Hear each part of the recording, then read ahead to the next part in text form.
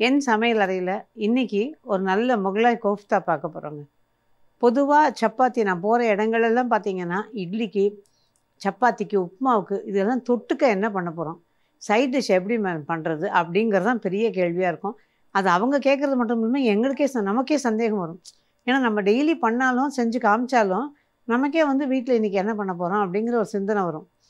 இது பார்த்திங்கன்னா ஒரு நாள் தால், ஒரு நாள் வந்து சப்ஜி மாதிரி ஏதாவது, ஒரு நாள் வந்து இந்த இது கட்டான்னு சொல்லுவாங்க அந்த மாதிரி ஒரு கடி, அடுத்து இன்னொரு நாள் பார்த்திங்கன்னா காய்கறி எல்லாம் போட்டு வதக்கி அது ஒரு விதமான சப்ஜி. ஸோ விதமாக பண்ணுவோம்.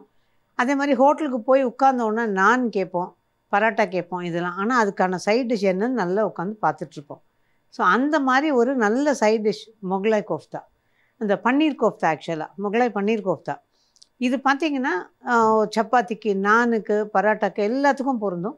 ஆனால் நம்மளோட இட்லி தோசைக்கோ இல்லை சாதத்துக்கோ இல்லை நம்ம பண்ணுற இந்த புலாவ் மாதிரி விஷயங்களுக்கோ இதுக்கெல்லாம் பொருந்தாது. மெயினாக வந்து சப்பாத்தி, நான், பரோட்டா இதுக்கு தான் அது வந்து சைட் டிஷ் நல்லாயிருக்கும். ஸோ என்னோட சின்ன இது. ஆனால் சில பேர் சொல்லுவாங்க இந்த ரைஸுக்கெல்லாம் நல்லா இருக்குமே. ஆனால் இது ரைஸுக்கெல்லாம் விடக்கூட இந்த மாதிரி விஷயங்களுக்கு தான் நல்லாயிருக்கும். ஸோ முதல்ல இந்த முகலாய் பன்னீர் கோஃப்தாக்கு என்னென்ன தேவைன்னு பார்த்தோன்னா அதுக்கப்புறம் அது எப்படி பண்ணுறதுன்னு பார்க்கலாம்.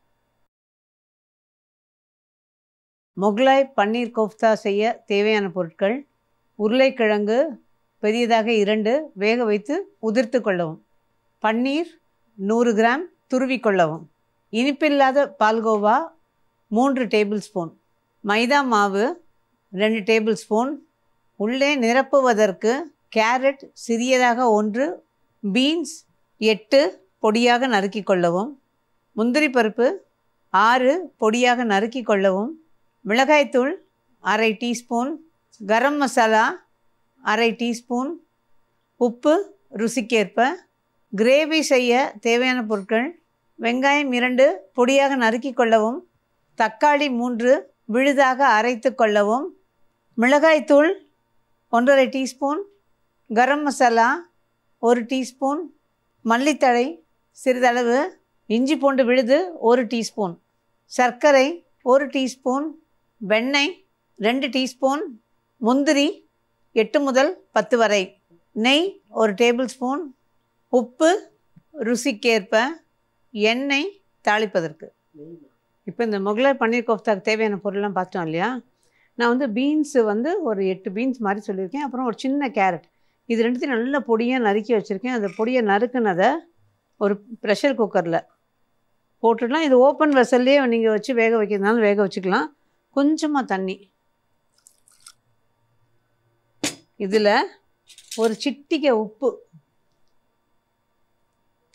இதுக்கு தகுந்த மாதிரி,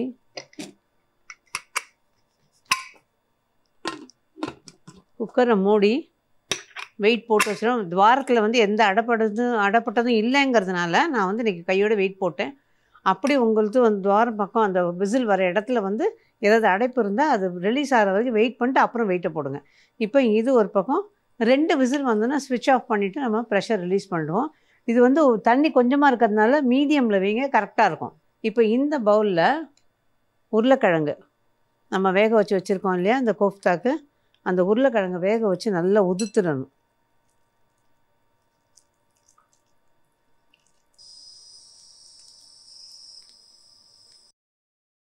இப்போது இதில் நம்ம துருவி வச்சுருக்க பன்னீர்,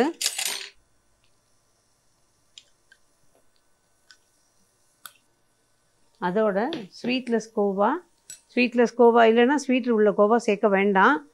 ஏன்னா அந்த ஸ்வீட் இந்த கோவா வந்து ஒரு நல்ல டேஸ்ட் கொடுக்கும். இனிப்போடு சேர்ந்த கோவா போட்டிங்கன்னா அந்த மொத்தமே ரொம்ப இனிப்பாயிரும். இதோட கொஞ்சமாக மிளகாய்த்தூள்,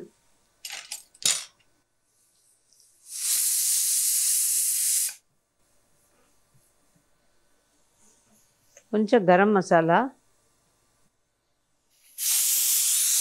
கொஞ்சம் உப்பு, அவ்வளோதான். இப்போ இது இந்த பக்கம் அடுப்பு ஆஃப் பண்ணிட்டேன். நான் 2 விசில் வந்துருச்சு, போதும். அதனால் அதை ஆஃப் பண்ணிட்டேன். இப்போ இதில் கொஞ்சமாக மைதா, இது ஒரு பைண்டிங் ஏஜென்ட் மைதா. இப்போ இதை பிசையணும். ஆனால் பிசையறதுக்கு முன்னாடி இதை வந்து ப்ரெஷர் ரிலீஸ் பண்ணி எடுத்துடலாம். மெதுவாக ப்ரெஷர் எப்படி ரிலீஸ் பண்ணிவிடுங்க, டப்புன்னு எடுத்துடக்கூடாது. எடுத்துட்டிங்கன்னா மேலே ஃபுல்லாக அடித்து வெளியில் போயிடும்.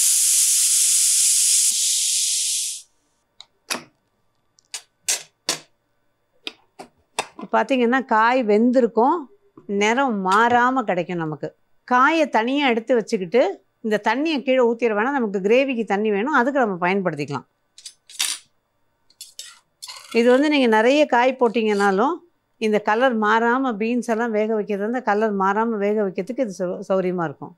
இப்போ ஒரு கிண்ணத்தில் அள்ளி வச்சிடலாம்.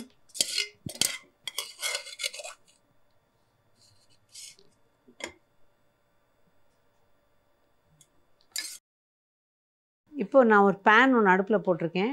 அதுக்கு கொஞ்சமாக நெய் விட்டு முந்திரி பருப்பு பொடியாக நறுக்கி வச்சுருக்கேன் பாருங்கள், அதை வறுத்துடணும். வறுக்காமல் போடலாம், ஆனால் வறுத்துட்டு போட்டோம்னா நல்லாயிருக்கும்.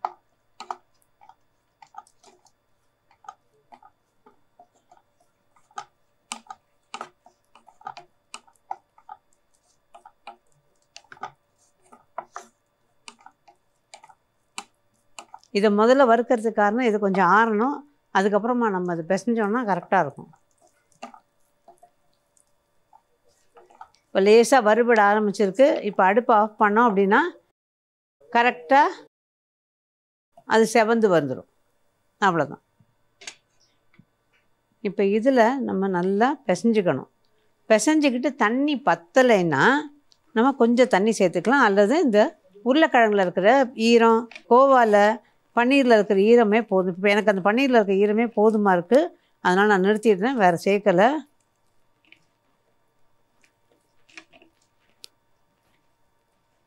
அவ்வளோதான். இப்போ இதை வந்து ஒரு பக்கம் அப்படியே வச்சிடலாம். இப்போ இன்னொரு பவுலில் அதுக்கு உள்ளே ஃபில்லிங் வைக்கணும் இல்லையா, அதுக்கு தான் நம்ம முந்திரியை வறுத்துருக்கோம். முந்திரி இது நல்லா பொடியாக நறுக்கி வறுத்திங்கன்னா தான் நல்லாயிருக்கும். இதில் நம்ம வேக வச்சு வச்சோம் இல்லையா, கேரட்டு, பீன்ஸு இதெல்லாம் அதை போட்டுடுங்க.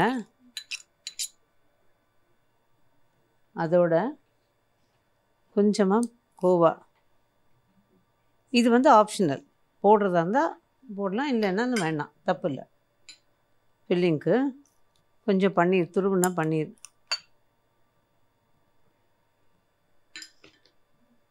கொஞ்சம் மிளகாய்த்தூள்,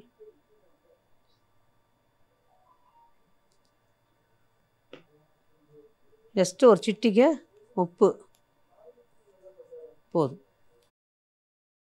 இதோட கொஞ்சமாக பொடியாக நறுக்குன கொத்தமல்லி, அவ்வளோதான். இப்போ இதை நம்ம கலந்துக்கணும்.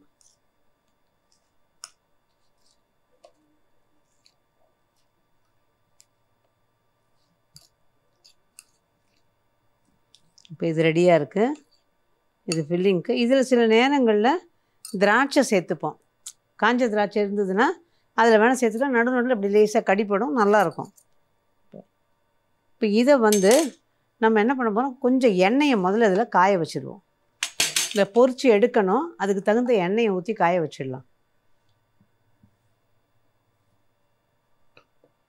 இப்போ நான் முந்திரி வறுத்த அந்த கடாயிலே எண்ணெயை ஊற்றி ரெடியாக வச்சுருக்கேன். இந்த பக்கம் நம்ம வந்து இந்த கோஃப்தா பண்ணுறதுக்கு, ஃபில்லிங்கோடு பண்ணுறதுக்கு ஒன்று பண்ணி காமிக்கிறேன். முதல்ல லேசாக நெய்யோ எண்ணெயோ தொட்டுக்குங்க. இந்த கலந்து வச்சுருக்க கலவையிலேருந்து ஒரு துளி எடுத்துக்கோங்க. இது யூஸ்வலாக ஹோட்டல்லலாம் பார்த்திங்கன்னா நல்லா பெருசு பெருசாக பண்ணி தருவாங்க. நமக்கு அவ்வளோ பெருசெல்லாம் வேண்டாம், கொஞ்சம் சின்னதாக பண்ணிக்கலாம்.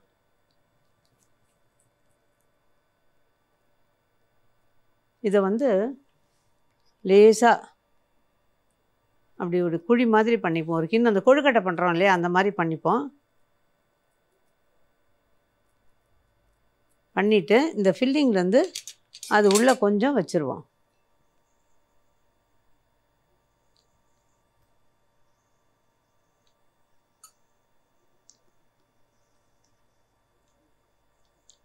அவ்வளோதான். இதை அழகாக மூடிடணும். அப்படியே மூடிட்டு இதை அப்படியே திரும்ப உருட்டிடுங்க. கூடின மட்டும் நல்லா ஒட்டியிருக்கான்னு பார்த்துருங்க.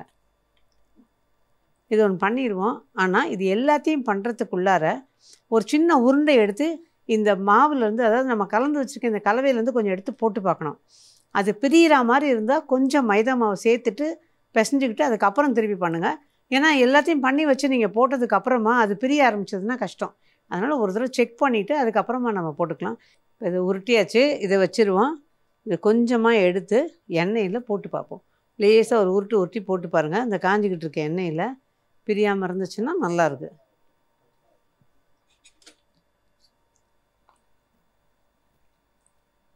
பிரியாமல் கரெக்டாக வருது. இப்போ இது போதும்.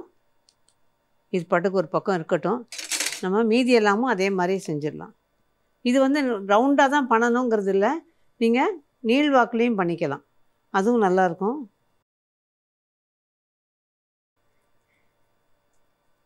இந்த கொழுக்கட்டையாக பண்ணிவிட்டு நல்ல ஒரு குழி, ஏன்னா ஓரளவுக்கு உள்ள ஃபில்லிங் கொள்ளுச்சுன்னா நல்லாயிருக்கும் இல்லையா? அது வச்சு லேசாக அப்படி அழுத்தி விடுங்க. அழுத்திட்டு சுற்றுனீங்கன்னா உங்களுக்கு இன்னும் கொஞ்சம் நல்லாயிருக்கும்.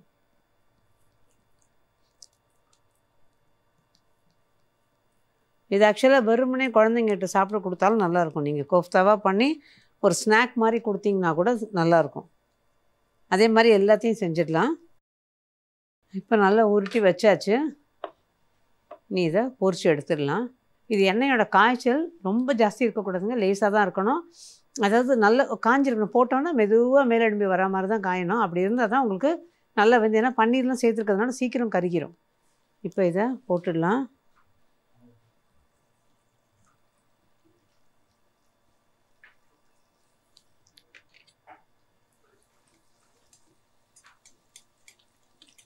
நல்லா 2 பக்கமும் திருப்பி விட்டு வேக விடணும்.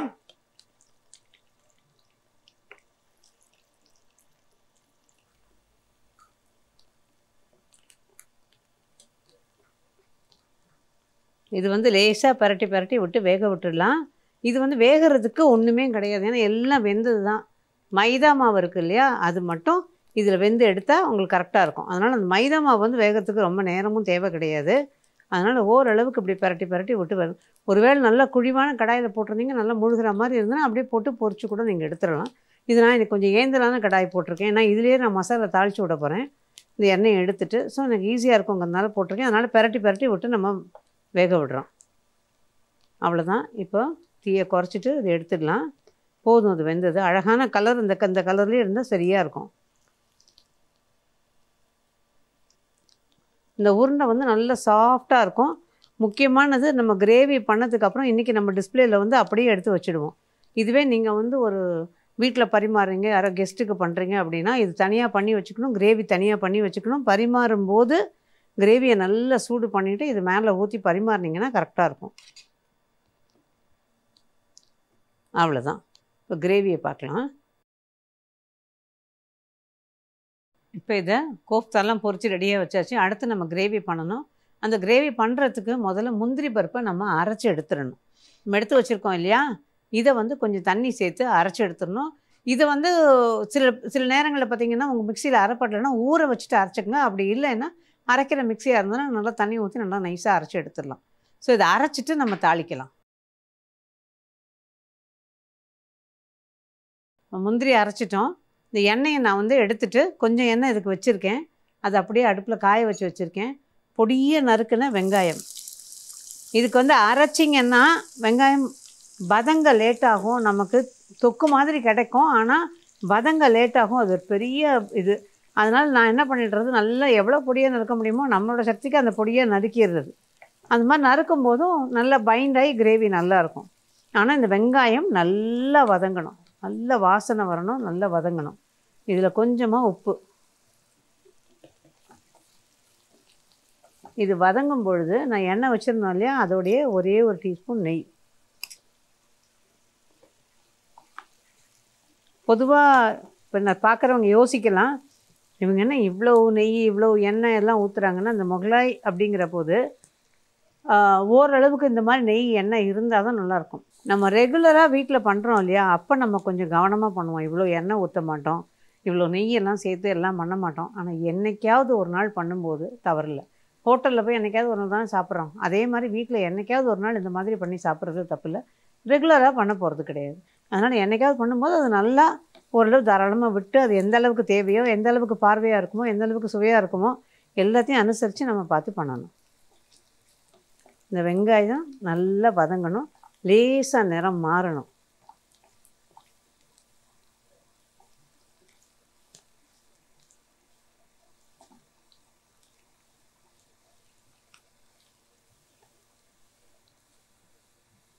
இப்போ ஓரளவு நல்லா பொரிஞ்சு லேசாக நேரம் அந்த பிங்க் கலர் வர ஆரம்பிச்சிருக்கு பாருங்கள்.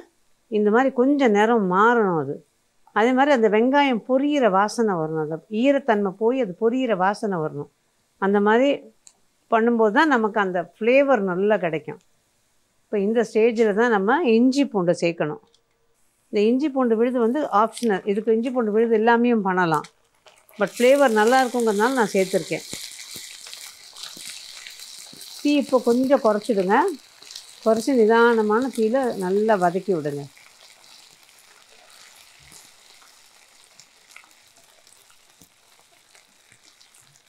இப்போ அரைச்சி வச்சுருக்க தக்காளி விழுது அதை இதில் சேர்த்துடலாம்.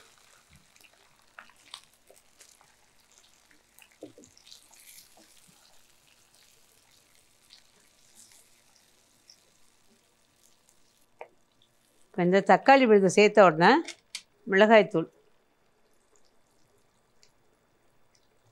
இந்த காரத்துக்கு தகுந்த மாதிரி 1.5 ஸ்பூன் 2 ஸ்பூன் 1 ஸ்பூன் நம்ம குறைச்சி போட்டுக்கலாம். நல்லா கலந்து விடுங்க.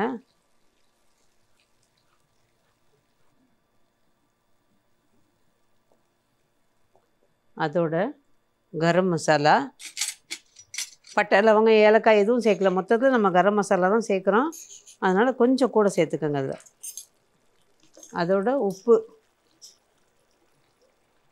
ருசிக்கு தகுந்த உப்பு. நம்ம கோஃப்தாவில் உப்பு இருக்கும், அதனால் இதில் ஒரு 3/4 உப்பு போட்டுக்குங்க. சர்க்கரை, ருசியை கூட்டி கொடுக்கறதுக்கு சர்க்கரை ஜஸ்ட்டு 1 டீஸ்பூன், அவ்வளோதான். இப்போ உப்பு காரம் நீங்கள் செக் பண்ணிக்கிட்டிங்கன்னா கூட்ட குறைய நமக்கு தேவையானதை நம்ம இப்போ சேர்த்துக்கலாம்.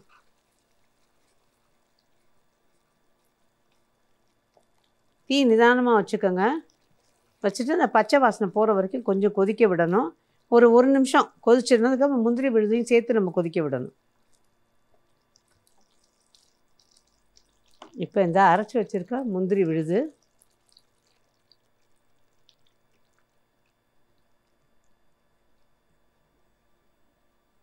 கொஞ்சமாக அதை கழுவிட்டு அந்த கிண்ணத்தில் உள்ள தண்ணி மேக்ஸிமம் போனால் ஒரு 1/2 கப்பு இருக்கும், அதை இதோட சேர்த்துட்றேன். இது ரொம்ப தண்ணியாகவும் இருக்கக்கூடாது, ஓரளவு கொஞ்சம் திக்காக இருக்கணும். நீங்கள் கோஃப்தா மேலே ஊற்றின உடனே அது ஊறிடும். அதனால் இதை வந்து நீங்கள் தனியாக வச்சுக்கிட்டு பரிமாறும்போது ஊற்றுனீங்கன்னா தான் சரியாக வரும். இப்போ நீங்கள் உப்பை செக் பண்ணிக்கிட்டு காரம் செக் பண்ணிக்கிட்டு போட்டுடலாம்.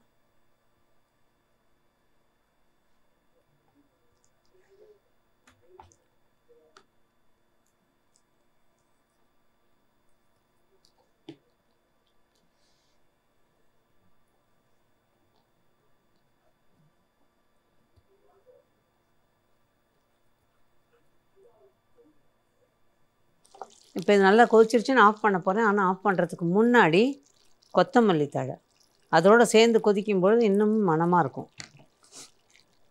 அவ்வளோதான்.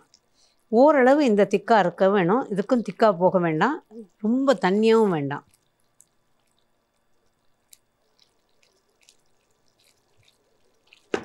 ரெடி ஆயிடுச்சுங்க. இப்போ அடுப்பு ஆஃப் பண்ணிட்டேன். இப்போ பிளேட்டிங் பண்ண வேண்டியது தான். ஆக்சுவலாக இந்த முகலாய் கோஃப்தாங்கிற போது நிறைய நட்ஸ், இன்னும் கொஞ்சம் பாதாம் பிஸ்தா எல்லாமும் சேர்த்து அது பண்ணுறது, பாதாம் அரைச்சி ஊற்றி அது மாதிரி பண்ணுறது. நான் வந்து ஃபுல்லாக அந்தளவுக்கும் ரிச்சாக போகாமல் ஓரளவுக்கு நம்ம எல்லாம் யூஸ்வலாக வீட்டில் வச்சுருப்போம் இல்லையா, அதை வச்சு எப்படிலாம் பண்ணலாம் அப்படிங்கிற மாதிரி தான் செஞ்சு காமிச்சிருக்கேன். இதில் கோவா ஒன்று தான் நீங்கள் வந்து கொஞ்சம் தேடி வாங்கணும், அல்லது வீட்டில் பண்ணுறதா இருந்தால் பாலை வற்ற வச்சு பண்ணிக்கலாம், அல்லது அதை அவாய்ட் பண்ணாலும் தப்பு இல்லை. பட் போடும்போது அதுக்கான சுவை இருக்கத்தான் இருக்கும், அந்த டேஸ்ட் இருக்க தான் இருக்கும். ஸோ இப்போ ரெடி ஆயாச்சு. நம்ம வந்து பிளேட்டிங் பண்ணிடலாம். நல்ல அழகாக டிசைன் பண்ண பிளேட் பாருங்கள், எவ்வளோ அழகாக இருக்குது. இதில்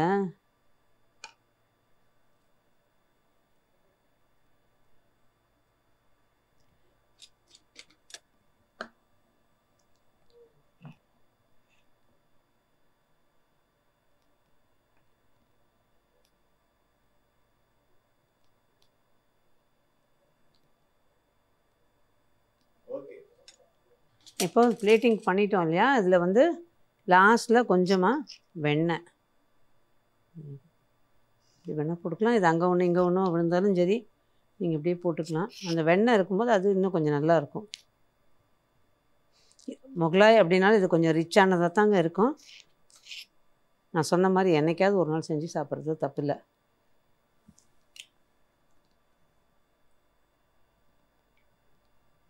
அவ்வளோதான்.